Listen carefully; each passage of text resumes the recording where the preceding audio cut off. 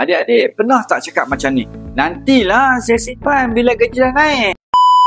Stay sampai habis sebab saya nak tunjuk kenapa tunggu tu antara silap paling besar masa muda. Ramai anak muda fikir kalau gaji kecil tak boleh menyimpan.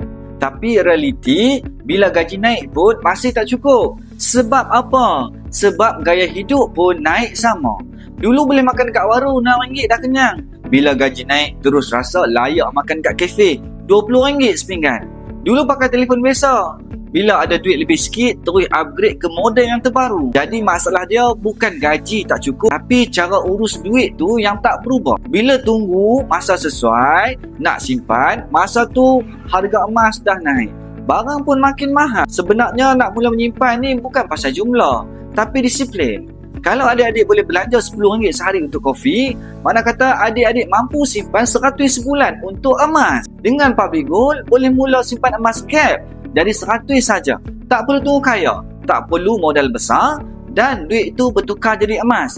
Dia jadi aset yang sebenar, bukan sekadar angka dalam akaun. Emas ni tahan inflasi, nilai dia kekal walaupun duit ini susut. Bayangkan 3 tahun dari sekarang, masa kawan-kawan lain baru nak mula fikir pasal simpanan, adik-adik yang tengok video ni, adik-adik dah ada 10 ke 20 gram emas yang tersimpan. Itu bukan rezeki luar biasa. Itu adalah hasil disiplin kecil yang dibuat pada awal. Jangan tunggu gaji besar baru nak berubah. Mulakan sekarang dengan gaji yang adik-adik ada.